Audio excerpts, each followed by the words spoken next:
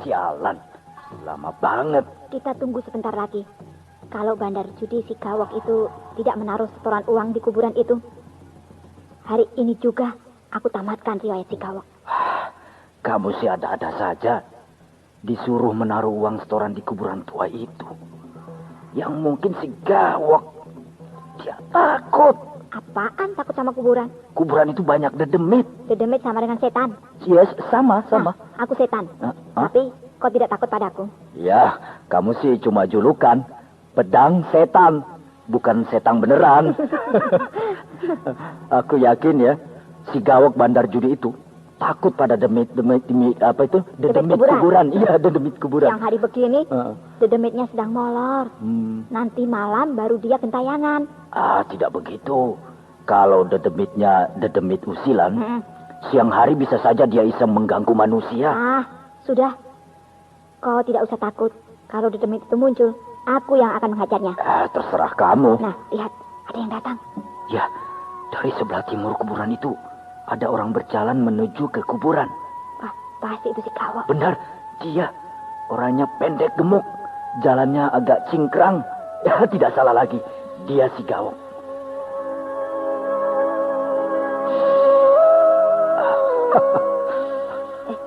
Ada apa kau tertawa? Tidak, lihat itu apa? Si Gawok celingukan. Dia takut sama dedemit barangkali ya. Nah, dia sudah menaruh kantong uang di atas nisan yang aku katakan kemarin. Dia langsung ngacir. Tuh, lari terbirit-birit dia. Penakut bener sih orang itu. Sama uang berani, sama dedemit ngacir. Ayo ambil uang itu, cepat. Jangan aku. Kau membantah perintahku ya? Suruh aku apa saja, tapi jangan suruh ambil uang dari atas batu nisan itu. Memangnya kenapa? Ketika meraih uang itu, tanganku ada yang membetot dari dalam kuburan. Merinding bulu kuduku. Hei, kau percaya tidak pada kedikjayaanku? Percaya banget. Nah, biarpun dari cukup jauh ke kantong uang yang terletak di atas batu nisan itu, tapi dengan sekali lompat, aku bisa berada di sana. Ya, aku percaya. Jadi sekarang kau ambil uang itu. Kalau ada apa-apa, sekejap mata, aku sudah berada di tempatmu. Tapi kenapa tidak kita berdua saja bersama-sama mengambil uang itu? Aku melihat tanda-tanda yang mencurigakan. Hantu? Bukan. Lalu? Manusia. Si Gawok? Bukan. Si Gawok sudah pergi jauh. Tapi ini yang lain. Mungkin ada orang lain yang juga mengincar kantung uang itu. Itulah makanya aku menyuruh kau sendirian ke sana. Untuk pancingan. Wah, jadi sekarang musuhku ada dua dong. Dedemit kuburan dan maling. Sudah, jangan ngomel. Ayo pergi. Baik.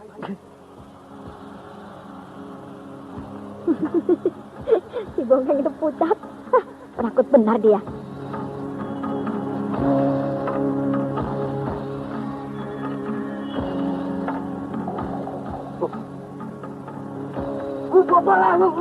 Tolong! Benar dugaanku. Ada orang lain yang mengintai tempat ini.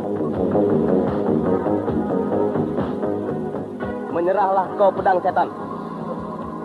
Aku bukan setan. Pedang. Bohong. Setan pedang. Bukan. Bohong kamu. Ya, aku cuma tukang judi. Kenapa kau ambil kantung uang itu? Ini uang setoran. Uang setoran dari para bandar judi untuk pedang setan, bukan? Betul. Nah, berarti kau pedang setan? Bukan. Pedang setan itu perempuan, bukan laki-laki. Aku kan laki-laki. Oh iya, aku lupa dia perempuan. Iya. Akulah pedang setan. Seorang gadis yang cantik, nampak lembut. Aku tidak percaya kau pedang setan. Kalau tidak percaya ya sudah. Ayo Bongkeng, kita pergi dari sini. Bawa uang itu. Ayo. Tunggu. Seenaknya kau bicara. Tidak tahu kau sedang berhadapan dengan siapa? Tangor Sigala-gala, Komandan Kompi Pasukan Istimewa Keraton. Kau juga berdebah. Bacotmu asal nguap. Kau tidak tahu sedang berhadapan dengan siapa. Aku si pedang setan. Tidak minum darah manusia satu hari, badanku gatal, ngerti? Wajahmu cantik bukan main, tapi mulutmu kampungan. Pintar juga kau berkelit. Iya, pukulan apa itu? Masa pukulan perwira keraton seperti pukulan tukang tahu? Berdebah. Iya. Aduh, tanganku. Enak ya? Hah? Tanganmu yang ditangkis itu rasanya panas banget kan? Kesemutan lagi. Hah? Teman. Aduh.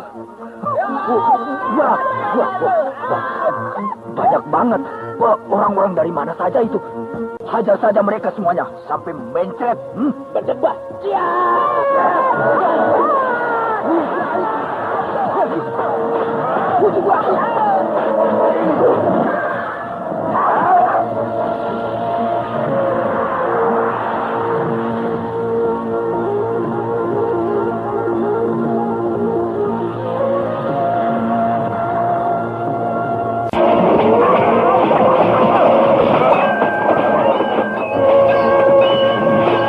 Seumur hidupku, baru kali ini aku melihat pertarungan yang benar-benar. 10 orang perwira keraton itu permainannya cukup cepat sekali, terutama permainan pedangnya. Mengurung si pedang setan dengan ganas. Tapi pedang setan lebih hebat lagi. Tubuhnya jumpalitan lincah sekali. Pedangnya menderu-deru dengan sebat. Pantas dia dijuluki pedang setan. Pedangnya bergerak seperti hantu.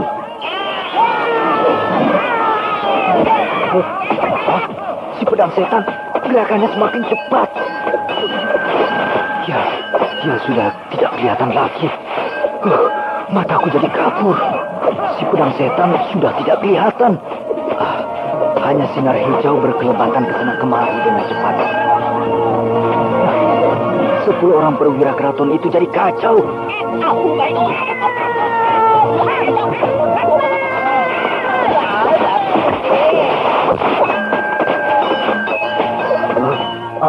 Pedang 10 orang perwira itu mental, terlempar ke sana kemari. Ya, pedang mereka semuanya lepas dari tangannya.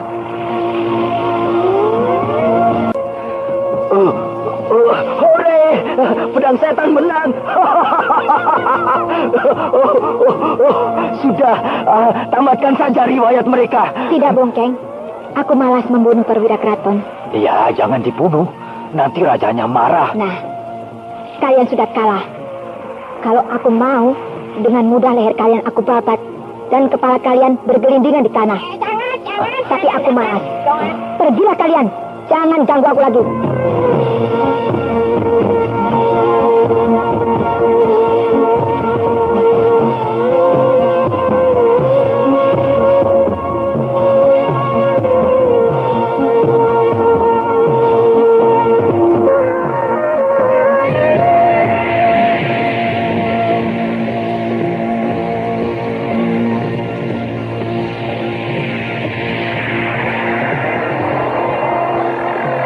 Hebat sekali setan, pedang setan. Dikeroyok 10 orang perwira keraton. Kayaknya enteng saja bagimu. Rupanya mereka para perwira baru. Sebab tidak satu pun kenal padaku. Memangnya kalau para perwira yang lama ada yang kenal sama kamu? Ada, tapi tidak banyak. Oh, bisa kenal dengan perwira keraton itu di mana?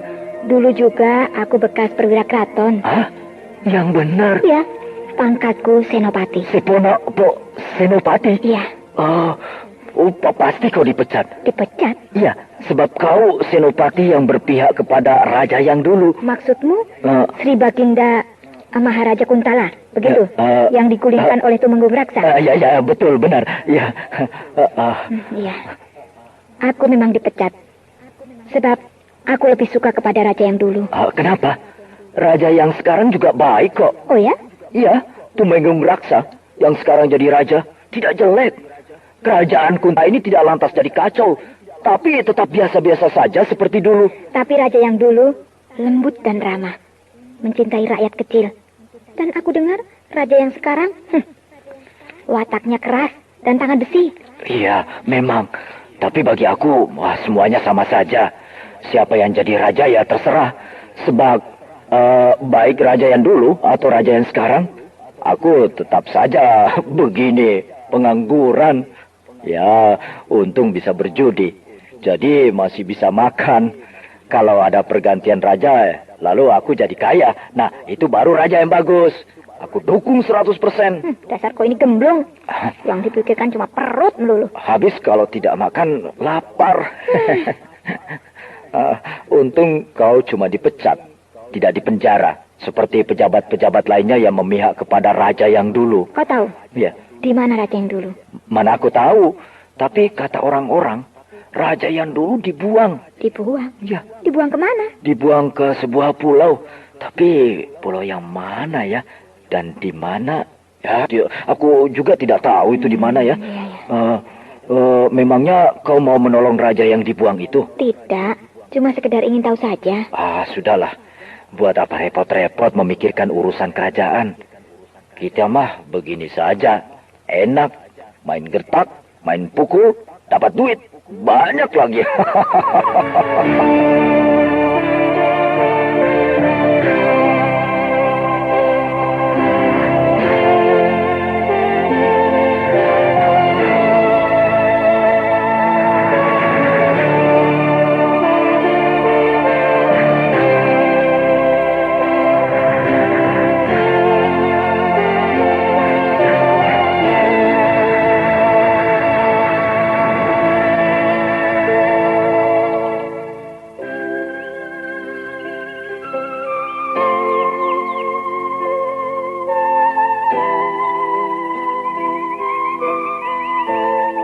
Bongkeng?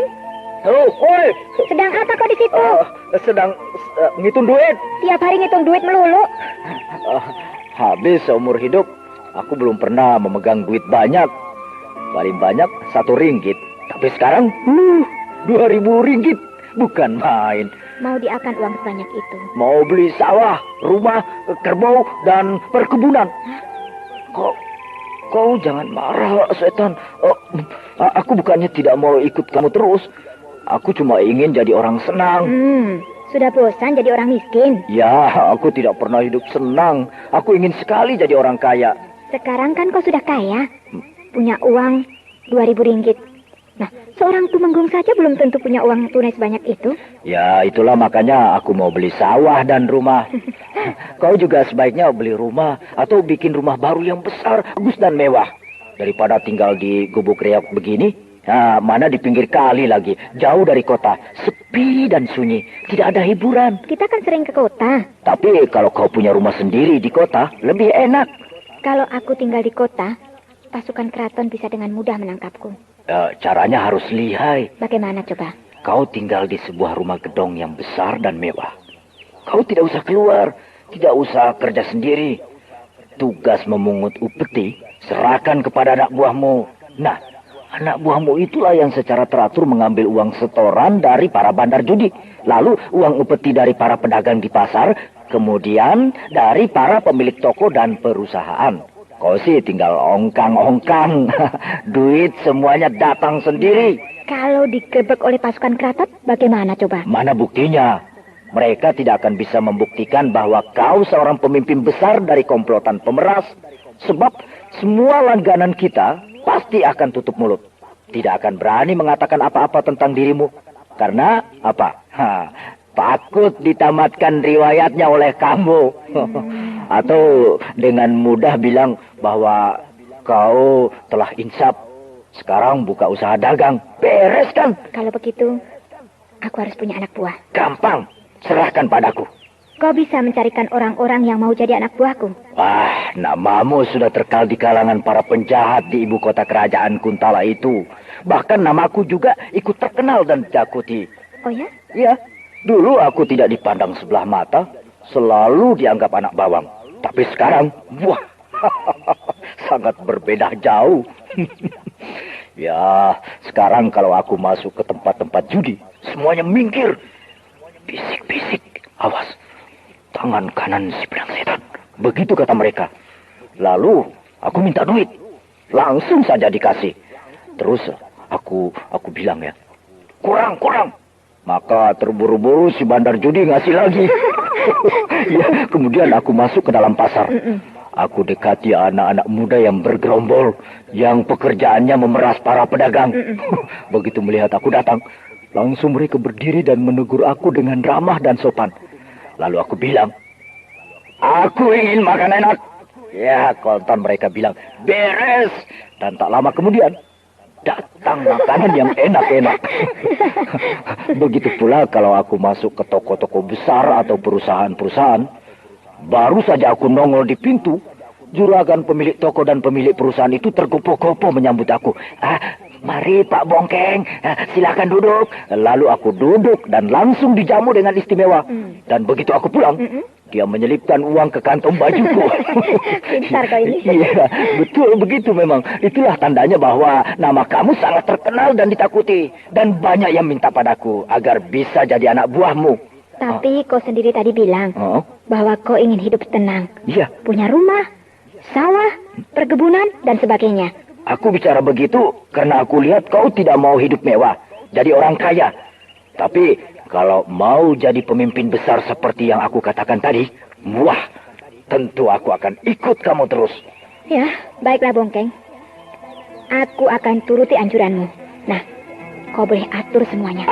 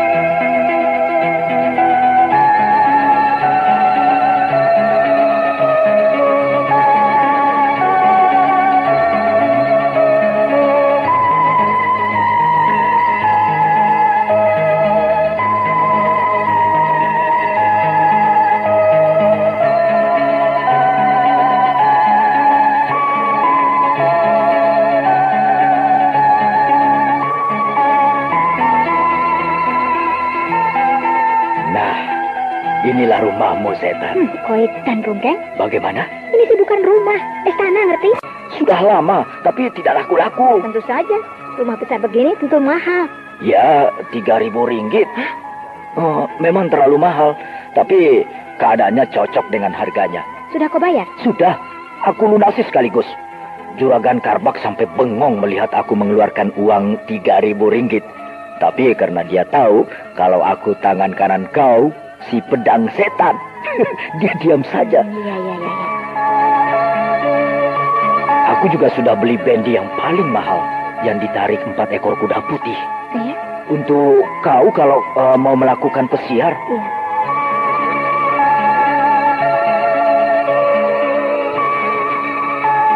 Wah, halaman belakang luas sekali. Bukankah kau minta yang pekarangannya luas? Sebab kau ingin mempergunakannya untuk melatih anak buahmu dalam ilmu kedikjayaan. Iya, bagus. Pekarangan itu cukup luas untuk latihan silat. Istana ini isinya sudah lengkap. Termasuk 5 orang emban dan 5 orang jongos. Oh ya? Iya, di depan itu ada gardu jaga. Setiap hari 5 orang anak buahmu berjaga di situ. Jadi kalau ada tamu atau siapa yang ingin bertemu dengan kamu, harus lapor pada penjaga di depan. Aku ini seperti orang penting saja. Ya, pokoknya di istana ini, jadilah kau raja. Maksud saya ratu. Ratu penjahat. Mau ratu penjahat, ratu apa, pokoknya ratu, iya kan?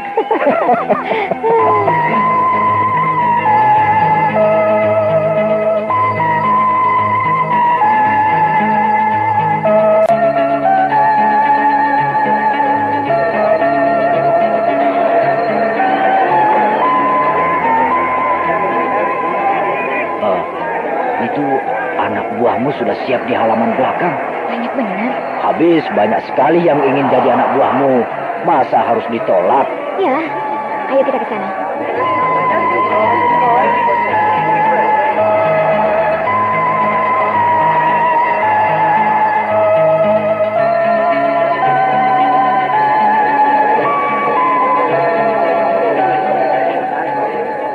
Diam semuanya. Pemimpin kita pedang setan mau bicara.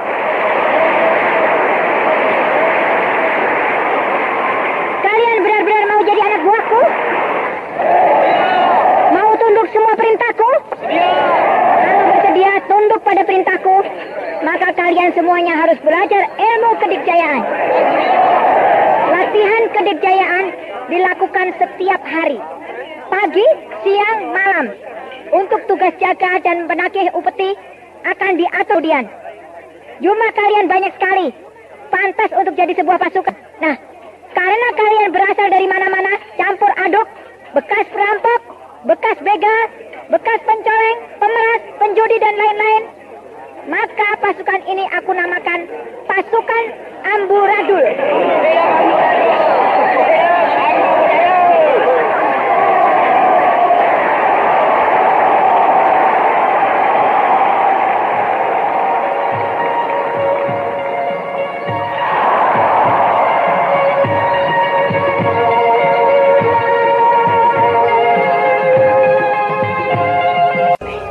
Tanyakan kepada para bandar judi yang suka memberi uang setoran kepada si pedang setan. Sudah, Kanjeng.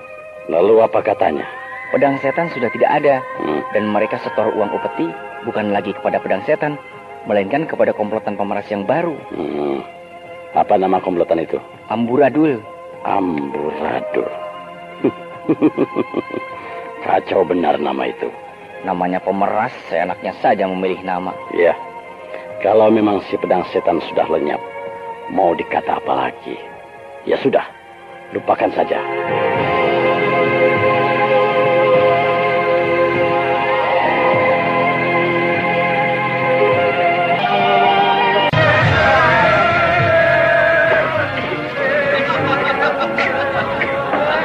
Pedang setan? Hei! Kenapa kau keluar, meninggalkan para undangan? Pesta sedang ramai-ramainya. Aku risih. Risih? Iya, tamu-tamu kita itu, kok tidak malu? Terang-terangan peluk-pelukan, malah berciuman dengan perempuan-perempuan bayaran itu. Ini kan pesta bebas. Iya, aku tahu. Tapi tetap saja aku risih. Tidak biasa melihat yang begituan. Lama-lama kau akan biasa. Tapi pesta kita itu meriah sekali. Banyak tokoh-tokoh penting yang hadir. Di antaranya Juragan Bendana. Dia itu raja penyelundup kelas kakap. Terus Hondaru yang berjuluk si Camar Biru, pemimpin bajak laut dari Pulau Rangsang. Berarti mereka sudah menganggap kau sederajat dengan mereka sebagai pemimpin besar. Nah, seharusnya kau itu bangga. Aku bangga, tapi aku tidak suka kepada yang begituan. Pesta-pesta saja, makan-makan, minum-minum. Tidak usah mengundang perempuan-perempuan bayaran. Mereka yang minta. Kita sebagai tuan rumah yang baik harus memberikan pelayanan yang baik pula, bukan? Demi hubungan baik, apa saja harus kita lakukan. Apakah untuk membina hubungan baik harus dengan cara begitu? Menyodorkan perempuan-perempuan cantik yang mahal sekali bayarannya itu? Dunia kita adalah dunia hitam, pedang setan, di mana kejahatan tidak bisa dilepaskan dari dunia maksiat.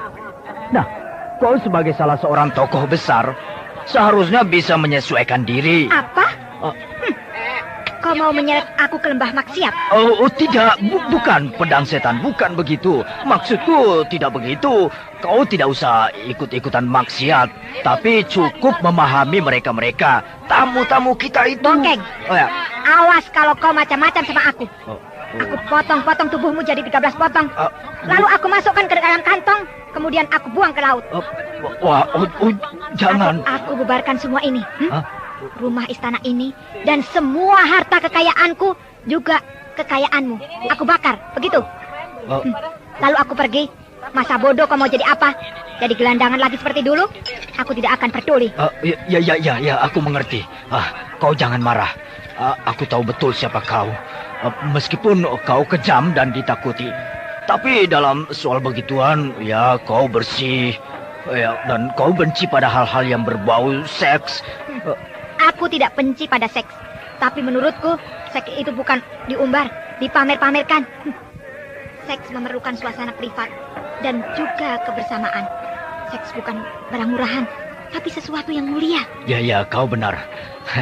Lain kali kalau kita mengadakan pesta, aku tidak akan memanggil perempuan-perempuan bayaran itu. Ya, betul. Daripada mengundang perempuan-perempuan panggilan itu, kan lebih baik mengundang rombongan sandiwara atau rombongan penari.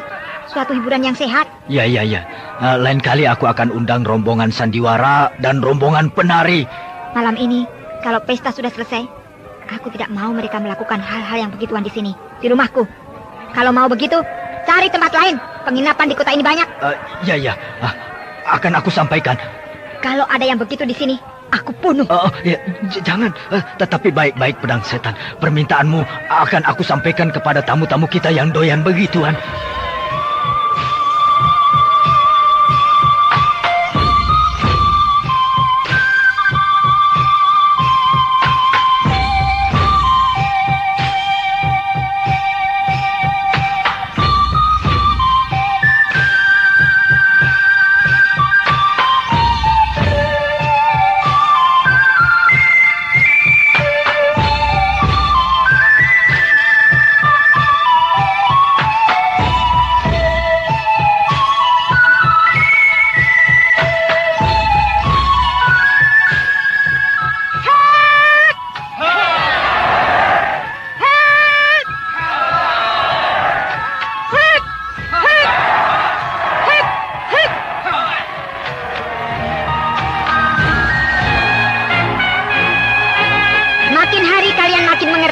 Pada jurus-jurus tedak rampak yang memerlukan kekompakan orang banyak.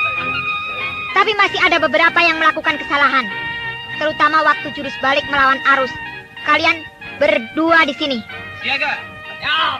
Coba lakukan jurus balik melawan arus. Siaga. Lihat semuanya. Ya.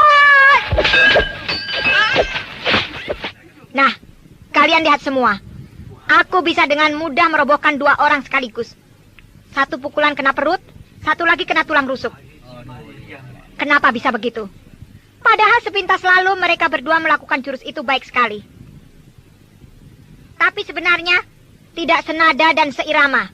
Sehingga waktu menukar balik antara kaki kanan ditarik ke belakang dan tangan kiri membentuk siku-siku, tidak terdapat pertahanan yang rapat, melainkan terbuka, di mana aku bisa memasukkan pukulan. Nah, mending kalau musuh mempergunakan tangan kosong. Kalau pakai pedang, pisau atau tombak, perut dan tulang rusuk kalian ambrol, robek, dan usus kalian akan terburai keluar.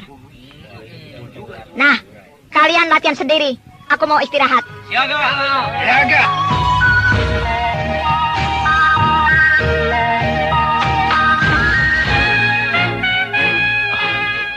Rajin benar si pedang setan melatih anak buahnya. Tidak ada bosan-bosannya. Pagi, siang, malam, terus latihan. Aku saja yang melihatnya bosan. Aku benar-benar heran pada Mantili. Si pedang setan itu, perempuan muda yang sangat cantik, tapi tidak suka pada asmara.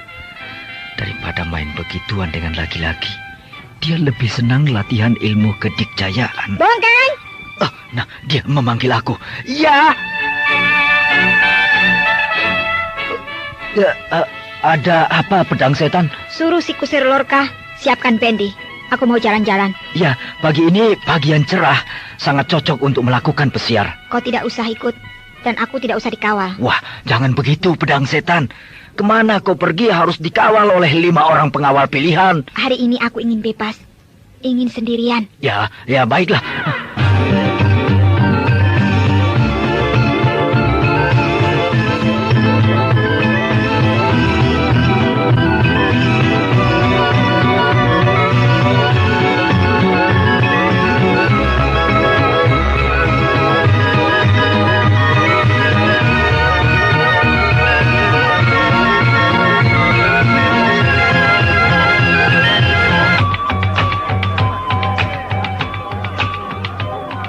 Kanjeng Tumenggung, bagaimana kalau kita mampir dulu ke kedai minuman Bu Asri? Saya haus. Boleh. Aku juga haus setelah seharian muter-muter kota. Ya, di kedai minum Bu Asri, legennya enak. Pasti rasa penat dan haus kita akan sirna.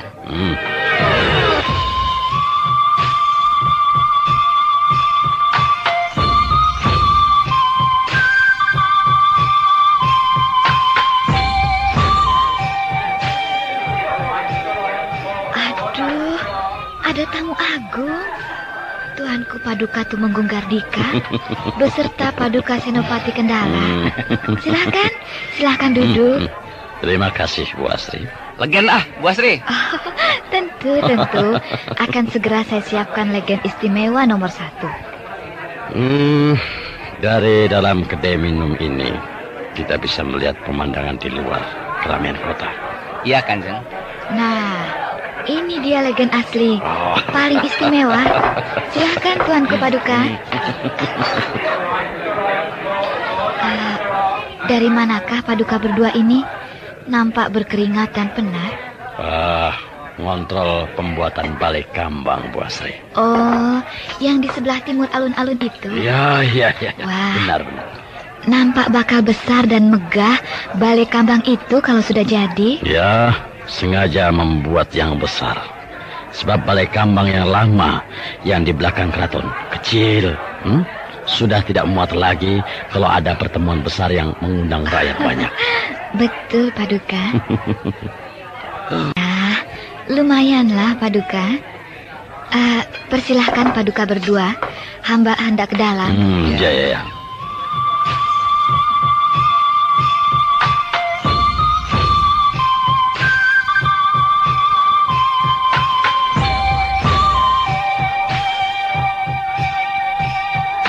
Wah, bendi itu bagus benar, Kanjeng. Mana? Itu di jalan. Sebuah bendi yang besar dan mewah, ditarik oleh 4 ekor kuda putih. Wah, mirip kereta kencana tunggangan raja. Hai, pemiliknya pasti seorang bangsawan, atau paling tidak seorang yang kaya raya. Hah? Ada apa Kendala? Itu perempuan cantik yang duduk di dalam bendi itu, bukankah Dewi Mantili? Dewata yang agung. Benar, dia Mantili. Mau kemana kau Kendala? Mau menangkap dia. Tenang, sabar Kendala. Dia musuh besar kita, Kanjeng. Dia turut dalam aksi penculikan Tumenggung Ardalepa dari penjara. Aku tahu, tapi tenanglah. Kita memang harus menangkap dia. Tapi jangan di sini. Bisa geger masyarakat. Lebih baik kita cegat di tempat yang sunyi. Baik, Kanjeng.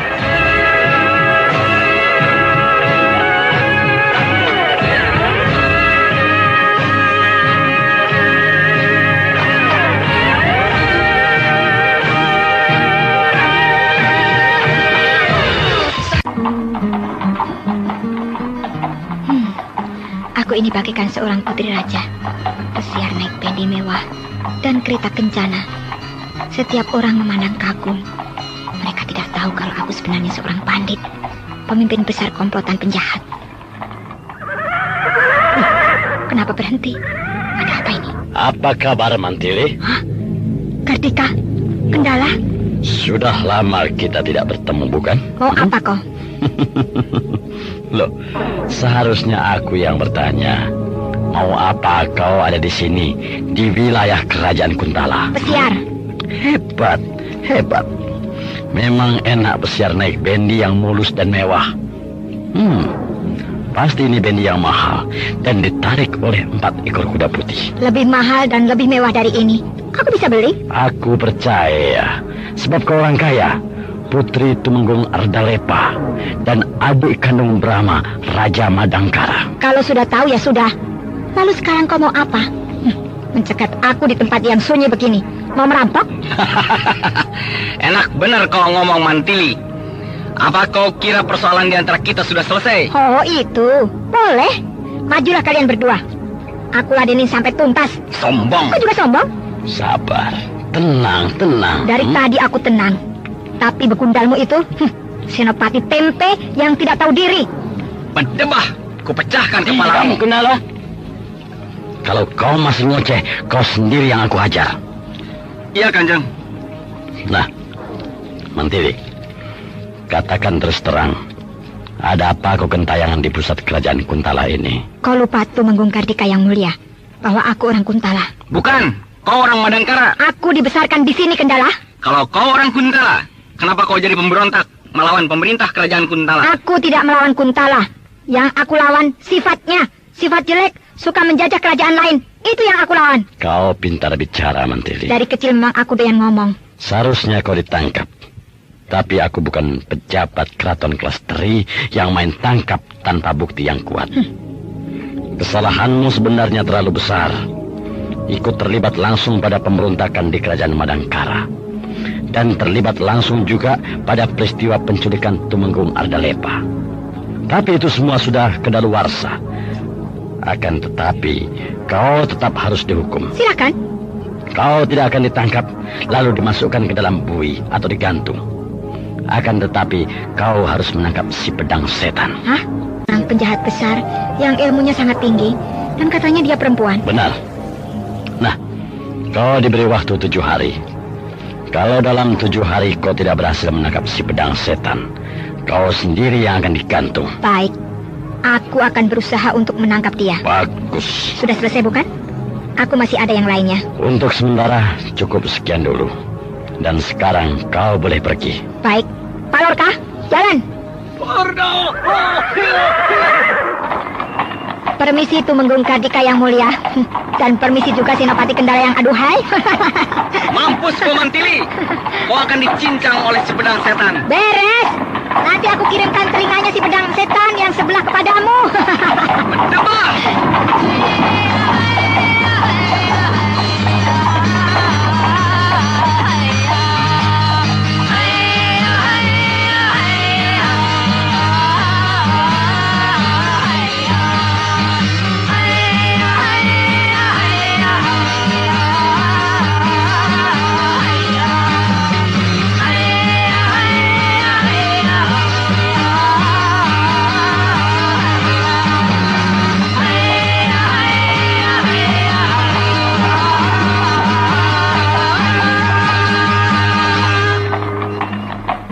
Dan benar, benar-benar gila.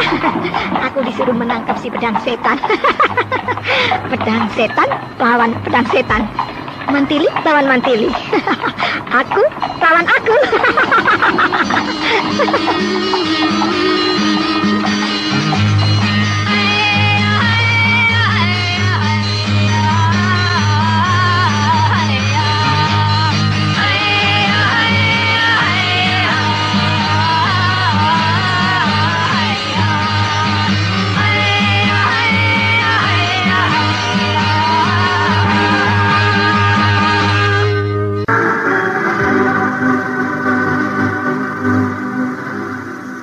Bongkeng, Oi.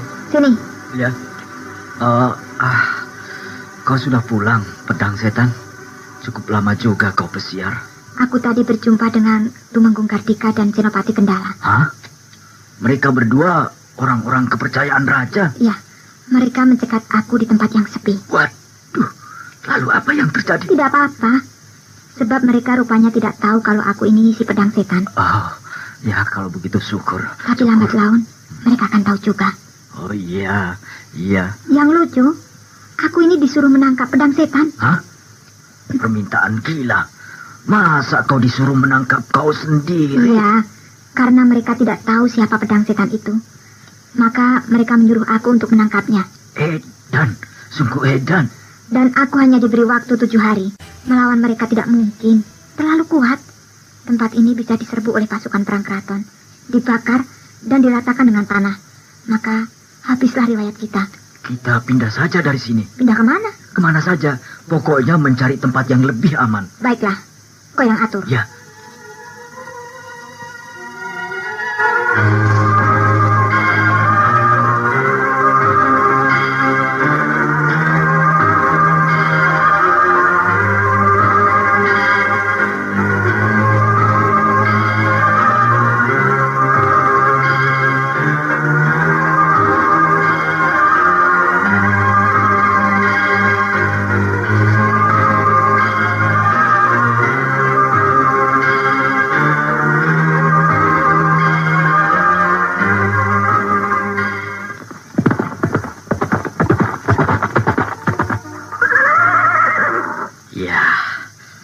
Aku sudah sampai di kaki Gunung Jembar. Lebih baik aku turun dari kuda dan berjalan kaki menuju ke puncak, supaya lebih bebas dan tidak repot kalau ada serangan gelap. Ya. Kumbang, kau di sini saja ya. Aku akan naik ke puncak Gunung Jembar ini dengan jalan kaki. Kau boleh main-main sesukamu di sini. Nanti aku akan ke sini lagi.